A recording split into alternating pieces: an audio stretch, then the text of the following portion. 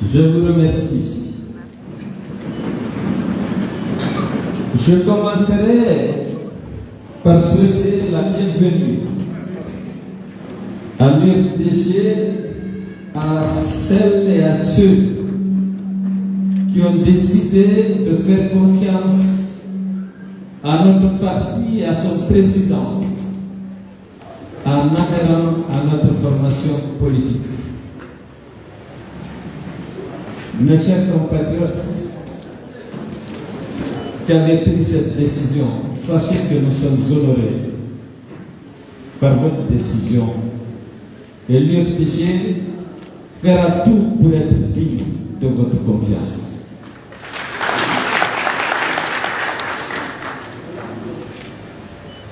Nous avons des défis en tant que Guinéens, de nombreux défis à relever.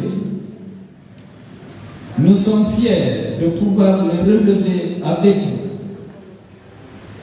et de bâtir déjà la plateforme de la réconciliation des Guinéens. Parce que je suis convaincu qu'on va accéder au pouvoir, unir et servir notre peuple, rassembler et réconcilier les Guinéens, comme je l'ai dit, par le pardon. Nous avons subi, en tant que parti, en tant qu'alliance politique, beaucoup d'injustices. Beaucoup de nos compatriotes qui ont l'habitude d'être ici ne sont plus parmi nous. Des jeunes à la fleur de l'âge ont été tués dans la lutte pour l'instauration de la démocratie. Les gens ont tendance à dire que cette lutte était menée pour le pouvoir. Non.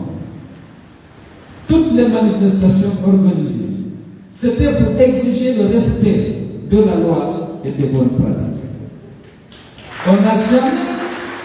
On ne s'est jamais battu pour dire allons nous installer à Sékou-Touré. Nous avons voulu que les élections soient organisées à bonne date. On a dit qu'on était violent. La Constitution était claire à cet égard. L'organisation des élections ne doit pas dépendre de l'humeur du président de la République, parce que c'est du domaine de la loi. Nous avons depuis 2011 mené ce combat pour exiger le respect de notre Constitution et des autres lois de la République. On nous a traités d'hommes violents. On a tué nos gars qui manifestaient parce qu'ils voulaient que la Guinée soit une société démocratique, respectueuse des droits humains et des libertés fondamentales. On a vécu le terrorisme d'État. Je n'aime pas rappeler ça, parce que je n'aime pas qu'on ait le sentiment que l'UFDG se victimise. Parce que mon souci, c'est l'avenir de la Guinée. Pour que demain, les fils de ce pays se retrouvent autour de la table, se retrouvent dans les mosquées, dans les églises, pour accepter de se pardonner, pour que l'avenir soit protégé, pour qu'il n'y ait plus de haine et de violence injustifiée vis-à-vis des fils de pays. J'aime dire que personne d'entre nous n'a choisi d'être Guinéen, mais aucun Guinéen n'est supérieur à une autre. Nous voulons, dans notre programme, dans notre projet de société, garantir l'égalité des droits et des chances de tous les fils de pays. Parce que c'est autour de la justice, c'est autour de ces valeurs qu'on peut bâtir et consolider l'unité de la nation. Pour que tous les citoyens soient égaux devant la loi. Qu'ils aient les mêmes chances d'accéder à la fonction publique, à l'armée, au marché public. Aucun groupe particulier ne doit être supérieur à elle. Notre combat a été pour ça. On a déformé, on nous a attribué des intentions qu'on n'a jamais eues. Parce que notre souci, c'est que la Guinée soit unie et que l'égalité des chances et des droits soit garantie à ses enfants. Nous nous sommes tous réjouis de la libération de nos locaux grâce au colonel Mamadi Doumbé et à ses collègues qui ont risqué leur vie pour libérer la Guinée de la dictature.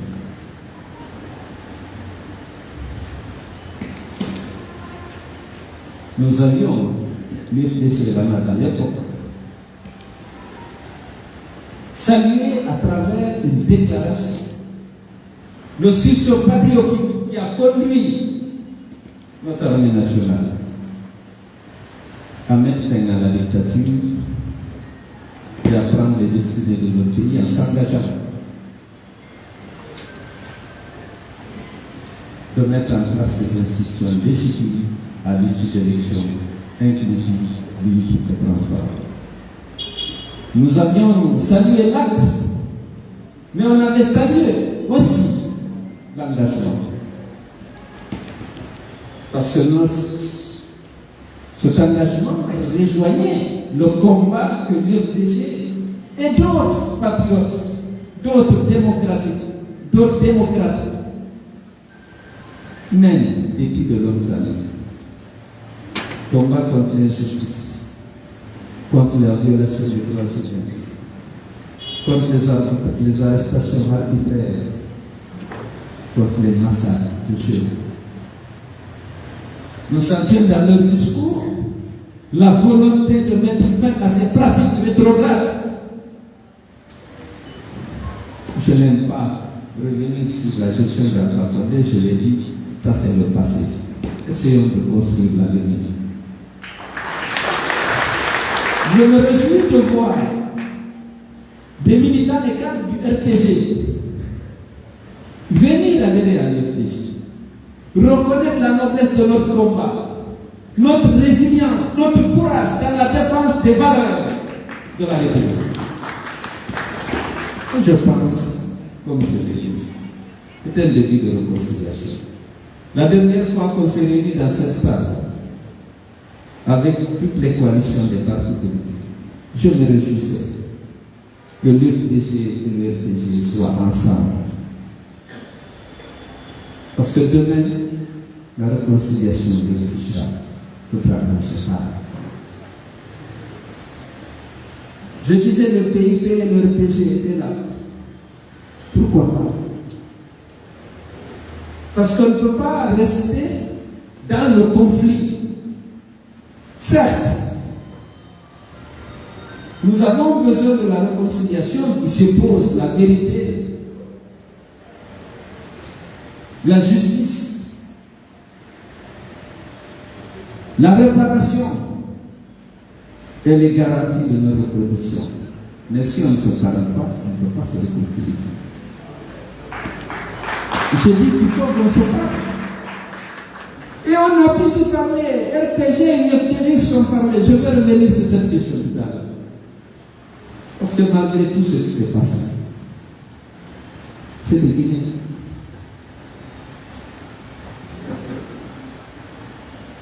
On doit se retrouver demain pour sortir de la haine et de la violence, pour construire la Guinée, une Guinée paisible, où, comme je l'ai dit, l'égalité des chances et des droits est garantie à tous. Aujourd'hui, vous êtes dans un siège rénové. Nous avons récupéré notre siège grâce à l'action de l'armée nationale. Nous n'avons jamais manqué de les féliciter pour le courage. Pour faire tomber un dictateur, vous risquez votre vie. Vous risquez même l'humiliation parce que l'État ici, on a l'impression que l'État a toujours raison, même parce qu'il commet de l'injustice. Nous les avons félicités. Les gens qui étaient là ont tout détruit. Les systèmes de climatisation, de sonorisation, ici et à CDG, ils ont fait des sacrifices. Ils ont négocié des salles et des papouchères pour mettre fin à l'UFDG. Vous aviez tous vu ici l'âme qui est venue de loin parce qu'il fallait détruire l'UFDG. Mais Dieu est grand. Et je le disais, il fallait qu'ils aient fait un accueil. Imaginez tous ces enfants.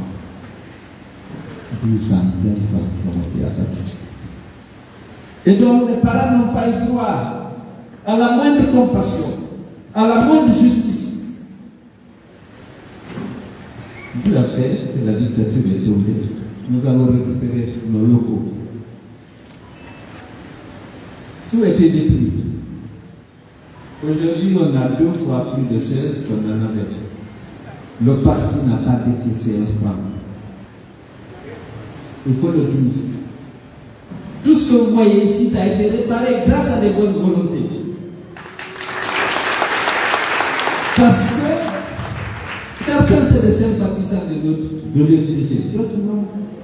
C'est des Guinéens sensibles à l'injustice et qui ont voulu marquer leur solidarité avec l'UFDG. Parce qu'ils étaient admiratifs de notre résilience, de notre courage dans nos combats. On a tenu jusqu'au bout, malgré tout. On a refusé d'appliquer. On a refusé d'accepter que la vérité, c'est le mensonge et que le mensonge, c'est la vérité. On a bénéficié du respect de notre peuple. Parce que dans ce combat, l'UFDG est resté debout, jusqu'au malgré les emprisonnements. Les tueries, la confiscation de nos locaux, la confiscation de nos droits et libertés de voyager, l'emprisonnement des principaux collaborateurs du président. On a tenu parce que nous sommes des hommes de conviction. Je voudrais remercier tous ceux qui ont contribué à la rénovation de ces locaux et à leur équipement. C'est déjà été rénové, entièrement équipé. On n'a pas décaissé encore. Ici, vous voyez,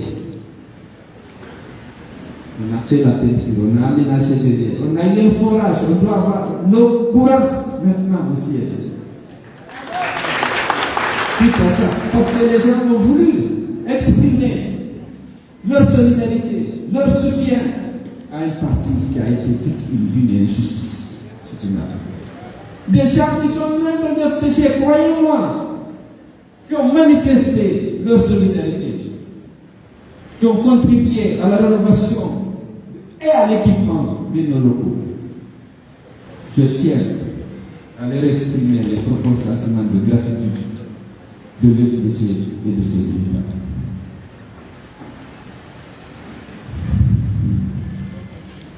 Alors,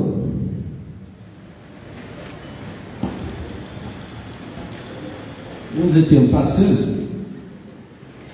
à nous réjouir de la chute du tyran.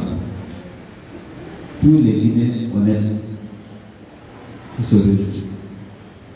Vous avez suivi la liesse populaire suscitée par l'action de notre art. Je ne parle pas que de Bambeto, Bambeto c'est naturel. La libération de la chute du terrain ne pouvait susciter que la joie. Et surtout qu'ils ont vu le tyran passer. Nous avons l'UFDG et la note. Nous sommes exprimés. Nous avions demandé dans le premier communiqué au CNRD de considérer comme responsabilité primaire et prioritaire la mise en place d'un système législatif. Le régime d'exception est caractérisé par 2 choses. La première, c'est qu'il n'y a pas de légitimité à aucun niveau. L'Assemblée est dissoute.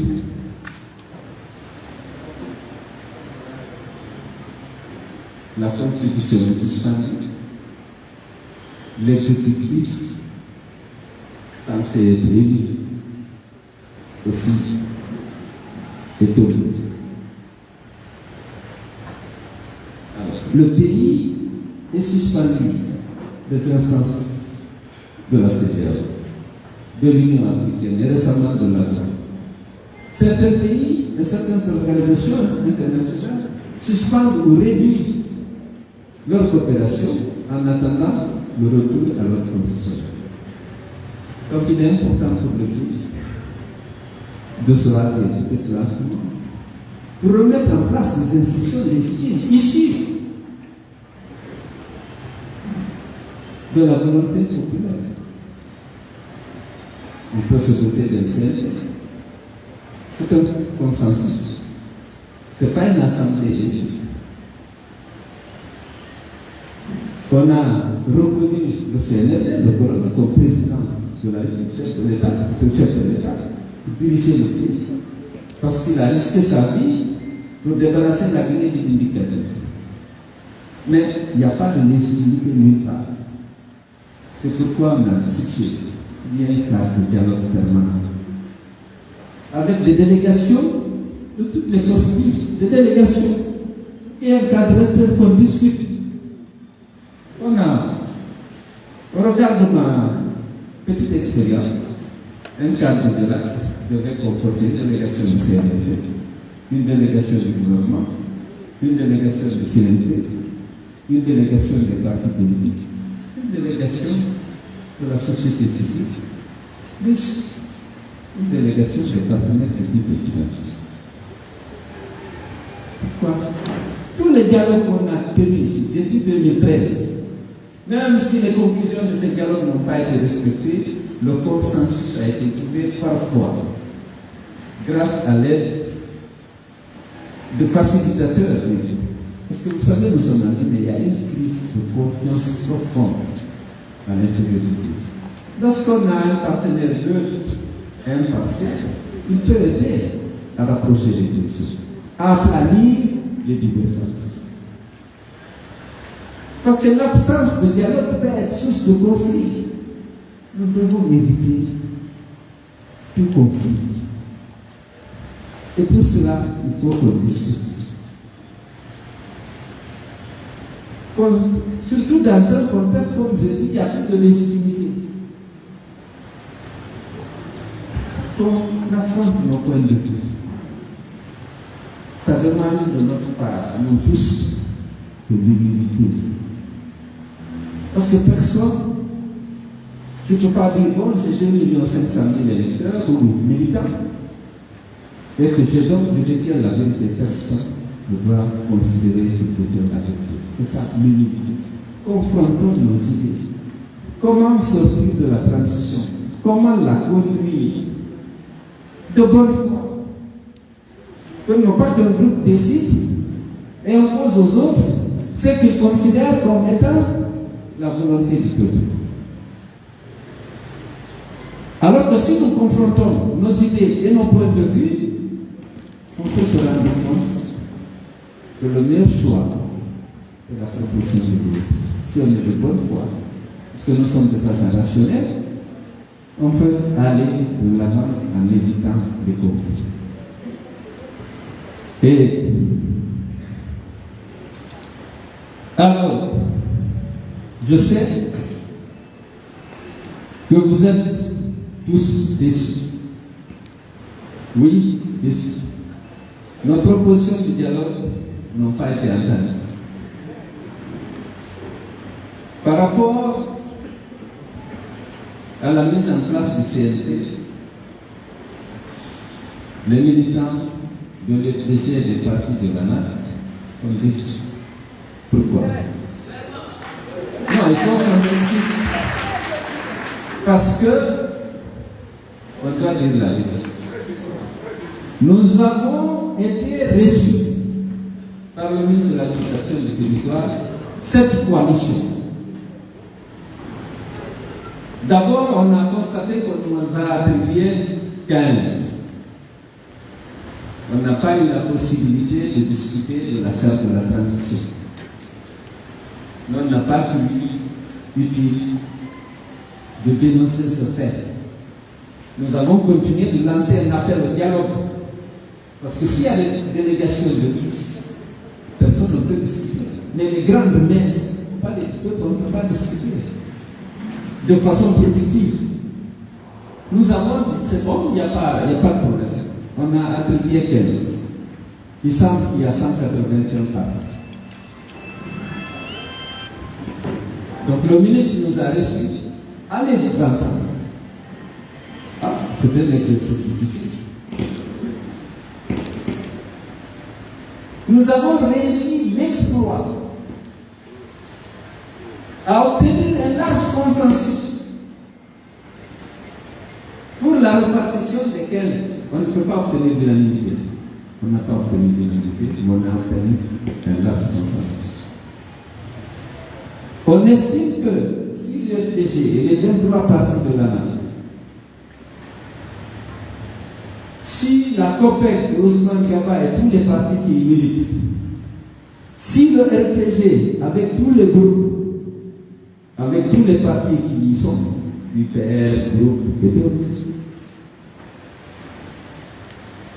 si FNDC politique, s'il y a tous les Ousmane Kaba, et d'autres qui étaient là, on a trouvé un consensus. On a estimé, on a trouvé d'abord le critère. Comment repartir 15 places entre 180 places? On a dit qu'il faut qu'on intègre le poids électoral. Parce que dans tous les pays du monde, le facteur qui permet de définir la préséance, de discriminer, de départager les partis, c'est le poids électoral à travers le nombre de pays, soit à l'Assemblée, soit dans la commune. Sinon, vous ne pouvez pas départager. Chaque parti dispose d'un agrément. Si on dit tous qu'on est égaux, et chacun des 181 partis veut un siège sur les 15, c'est la bagarre. Donc on a fait preuve de maturité et de responsabilité. On a trouvé les critères.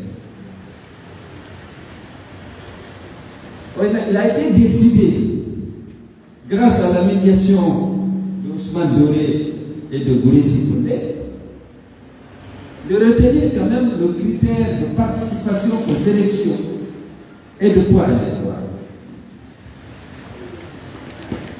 En tenant compte des résultats officiels qui reflètent le poids électoral, bien sûr, le RPG et l'UFDG sont les partis dominants.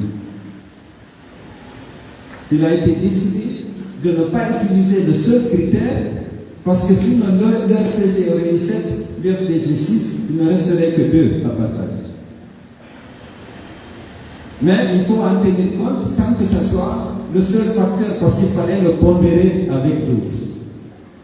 On a décidé de donner 4 sièges au RPG, 4 sièges à la 2 sièges au COPEC, 2 sièges à FNDC politique, je crois un siège à Fidel, un siège aux autres. On a reparti les 4. Conformément à la demande du ministre de l'administration du territoire. Mais c'était un exploit qui a surpris beaucoup que le RPG et l'UFDG se mettent d'accord, et tous les partis qui étaient là étaient d'accord que la NAT méritait 4. Et que le RPG arc-en-ciel méritait 4.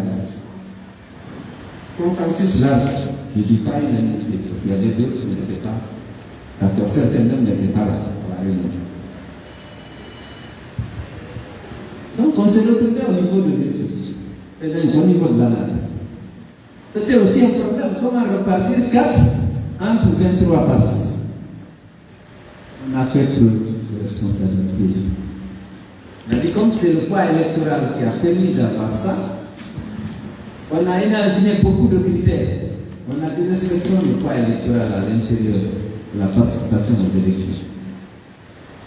Parce que si on fait par région, on rentre dans ces choses, c'est compliqué, il y avait toutes sortes de propositions. On a trouvé à la NAT, sans être d'accord, on a trouvé un consensus. On a dit l'UFDG prenait 2, l'UPG 1 et l'UGGD 1 qui ont eu des saisies à l'Assemblée nationale en 2013 et qui ont participé plusieurs fois à des élections. Un rapport donc, le rapport portant répartition des 15 a été déposé au ministère de l'administration du territoire pour dire qu'on a trouvé un large consensus. Alors, qu'est-ce qui s'est passé par la suite? On ne sait pas. On constate que beaucoup de groupes ont gardé les sièges, mais que l'IFDG et l'ANAT, enfin l'ANAT, il ne lui reste qu'un siège sur les 4. Ils ont enlevé les 3. Au RPG, ils ont enlevé, il est resté 3. On était 10. Vous aussi, vous savez. On a fait un communiqué au niveau de l'ANAT, on a fait une réunion urgente, on a dénoncé ce traitement injuste à l'endroit de notre alliance. Ce n'est pas juste. Alors on apprend dans le CNT que beaucoup de... Il y a des gens qui ont été cooptés et mis dedans alors qu'ils ne sont pas proposés par les structures. Ceux qui ont proposé par les structures, on les a écartés. On a choisi des amis. Il faut qu'on fasse preuve de sérieux. On a lancé un appel. On a dit au CNRD de veiller à ce que les décisions du gouvernement et des autres institutions de la transition soient justes et équitables. Parce qu'on doit préserver la paix et donc éviter l'injustice et les frustrations qui vont avec. Nous demandons, on n'a pas d'explication. Si ça commence comme ça, sans aucune base objective, on se retrouve avec une portion congrue de 1 sur 4. On n'est pas content, je sais que vous n'êtes pas content. Donc, mais attendez, alors, Zotomo a dit, il faut qu'on continue la lutte, mais il est important qu'on vous demande de rester mobilisé. J'ai dit, entre les élections, on s'est battu ici pour le respect de la Constitution et des lois de la République. On ne peut pas accepter que la transition soit déployée. Il y a des forces rétrogrades, des mêmes noirs, qui sont en train de faire des pressions sur le CNRD pour discriminer, pour exclure, pour dévoyer la transition. L'FDG, l'ANAT, on l'accepte de la part. Nous avons salué toutes les actions positives du CNRD et du gouvernement. Nous sommes prêts à apporter notre contribution au succès de la transition. Mais on ne pourra pas accepter n'importe quoi. Nous lançons un appel au colonel Mamadi Doumbouya, qui a une responsabilité devant l'histoire. Nous savons qu'il a risqué sa vie pour faire tomber la dictature. Il faut qu'il résiste aux pressions divisionnistes, exclusionnistes, pour qu'il entre dans l'histoire, pour qu'il fasse tout pour que les mains noires et ceux qui sont animés de mauvaises intentions ne décident pas de lui. Ils décident à son âme et conscience, conformément à l'engagement pris devant le peuple béni. Lorsque nous sommes contents, nous le disons. Nous avons salué ces actions. Nous commençons à avoir des inquiétudes, nous le disons. Nous apprenons. Il faut renouveler la classe politique. Il faut chercher les vieux. Notre combat, c'est pour que le peuple de Guinée choisisse ses dirigeants. Il ne faut pas que les gens s'enferment dans un bureau pour choisir à la place du peuple en disant que le peuple ne veut plus d'une telle génération, ne veut plus des anciens peuples, ne veut plus tard. Vous le savez. Ça ne sera pas accepté. Alors, vous savez bien, je vous explique. On n'acceptera pas des choses qui n'existent nulle part ailleurs. En France, les Français ont élu Emmanuel Macron à 39 ans. Ils n'ont pas pris une loi pour exclure les vieux. C'est par le jeu démocratique que le jeune a été élu. Aux États-Unis d'Amérique, les Américains ont élu Biden à 77 ans. Ils n'ont pas pris une loi pour exclure les jeunes. On peut faire la campagne contre les vieux si on veut. Aller vers le peuple, dire je suis candidat, je suis jeune, choisissez la jeunesse. Mais les gens ne peuvent pas s'asseoir à Conakry, dire c'est nous qui connaissons la volonté du peuple et le peuple de France. On n'acceptera pas. On est dans un monde qui est un village planétaire. Il faut que nous soyons, nous nous entendions. Si nous voulons l'instauration du dialogue, c'est pour discuter. Le CRT est mis en place. On accepte le CRT par consensus. Personne n'a de la légitimité.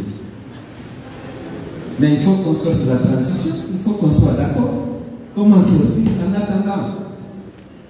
Puisqu'il n'y a plus de cadre, sauf qu'il y a la charte de la transition. Et même la charte de la transition semble suggérer fortement le dialogue. Parce qu'il dit que la durée de la transition sera définie par le CNRD et les forces publiques. Ça signifie qu'on discute. Mais on ne peut pas discuter dans les grandes messes dans une salle comme ça. On demande aux partis de composer des délégations. On s'assied autour d'une table. On regarde les arguments contre. Ça aide à préserver la paix et à prévenir le conflit. Et donc, vous êtes les responsables de l'église. J'ai dit, nous avons passé pratiquement 11 ans à manifester et exiger le respect de la loi. Que Dieu nous préserve de notre manifestation. Ce n'est pas notre vocation. Mais il faut qu'on se parle. Même avec Alpha Condé, ne respectez jamais les décisions du dialogue. Mais chaque fois que c'est chaud, il attendait toujours que ce soit chaud, que la ville soit paralysée, pour appeler si le bien, on va parler. Allez, on a arrêté tout ce qu'on a répondu. Les gens ont dit, il va te rouler dans la farine. Ça a été parfois le cas. Mais on ne fait pas de manifestation. C'est un droit constitutionnel. Mais non, c'est à défaut de la volonté de dialoguer, de respecter les décisions issues du dialogue, et on était convaincus que la loi nous autorisait à marcher.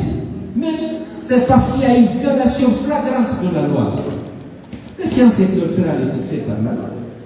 Lorsqu'il a refusé d'organiser les élections législatives à bonne date, les élections communales à bonne date, les gens ne voient pas le motif pour lequel on demande une marche pacifique. Marcher pacifiquement a été assimilé à une violence des manifestants, alors qu'on sait qui étaient les bourreaux, qui étaient les victimes. Donc, il faut remobiliser la base. Je dis encore, ce n'est pas pour dire qu'il faut mener, il faut qu'on soit vigilant et prêt pour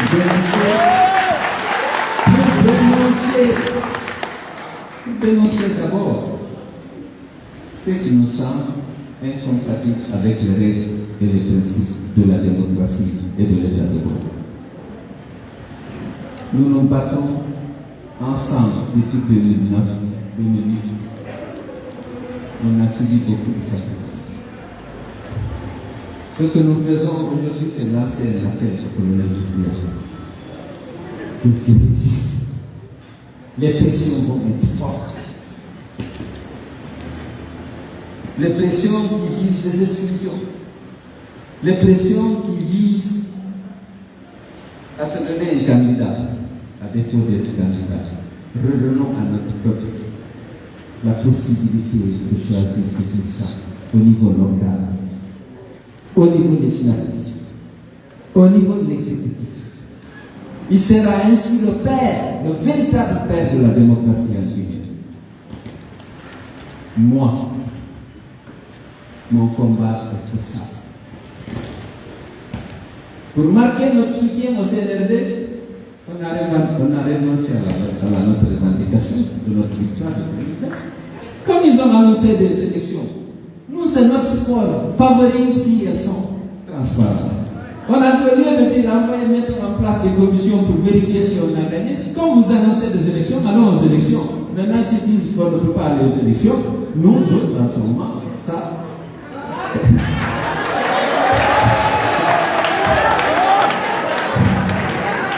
Donc, il faut essayer de remobiliser les gens pour leur expliquer. Nous sommes pour la paix, nous sommes pour l'organisation dans un délai raisonnable des élections inclusives, libres et transparentes. Pour que les Guinéens, comme je l'ai dit, choisissent librement leur dirigeants à tous les échelons. C'est pas comme ça la démocratie. Donc, merci encore d'être venu. C'est dommage qu'on ne puisse pas, pour des raisons de santé, reprendre nos assemblées générales habituelles avec nos artistes pleins de talent, avec tous les militants qui auraient pu venir. On a suffisamment de chaises, mais on a déjà, pour la prochaine fois, on a dit qu'il faut que les gens viennent avec la carte de vaccination, avec le pass.